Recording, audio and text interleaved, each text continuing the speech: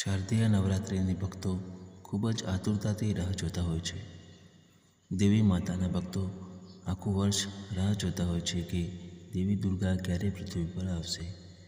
એવું માનવામાં આવે છે કે શારદીય નવરાત્રિ દરમિયાન માતા પૃથ્વી પર આવે છે અને 9 દિવસ સુધી અહીં રહે છે. આ જ કારણ છે કે નવરાત્રિ દરમિયાન દેવી દુર્ગા માટે ભવ્ય પંડાલ સજાવવામાં આવે છે. મંદિરોમાં પણ વિશેષ પૂજા કરવામાં આવે છે.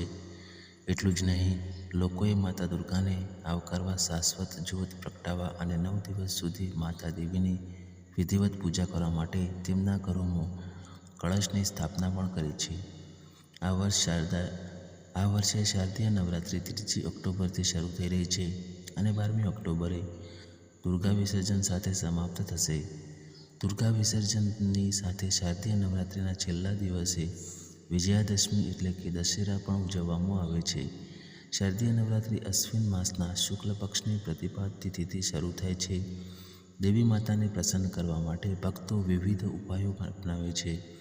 તે આજે અમે તમને એવા કેટલાક ઉપાયો વિશે જણાવવા જઈ રહ્યા છીએ જે નવરાત્રિના પ્રથમ દિવસે દેવી દુર્ગાને પ્રસન્ન કરવા અને તેમના આશીર્વાદ મેળવવા માટે કરી શકાય છે. નવરાત્રિની શરૂઆત તમારા ઘરમાં હરસિંગનો છોડ લગાવો. આ છોડ ખૂબ જ શુભ માનવામાં આવે છે.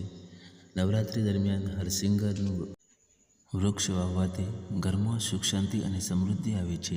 કેળાના છોડને હિન્દુ ધર્મમાં પૂજનીય માનવામાં આવે છે. આવી સ્થિતિમાં નવરાત્રિ દરમિયાન કેળાના છોડ લગાવીને તેની પૂજા કરવાથી ઘરમાં સુખ સમૃદ્ધિ આવે છે. નવરાત્રિ દરમિયાન કેળાનું વૃક્ષ લગાવવું શુભ અને ફળદાયી છે. જે ઘરમાં તુલસીનો છોડ હોય તે હંમેશા સકારાત્મક ઉર્જા રહે છે. જો તમારા ઘરમાં કે આંગણામાં તુલસીનો છોડ નથી લગાવ્યો તો નવરાત્રિ દરમિયાન તેને અવશ્ય લગાવો. તુલસી લગાવવા અને પૂજા કરવાથી માતા દુર્ગા પ્રસન્ન થાય છે અને વ્યક્તિ પર પોતાના આશીર્વાદ વરસાવે છે.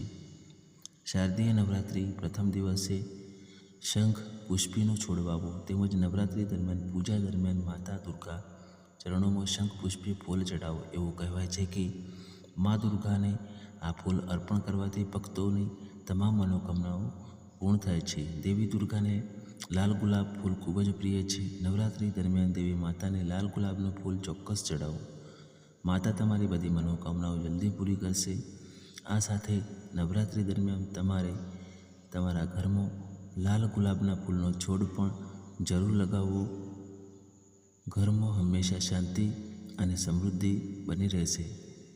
ચેનલને સબસ્ક્રાઈબ કરવા મારી તમને નમ્ર વિનંતી છે. ધન્યવાદ. આપનો દિવસ શુભ રહે.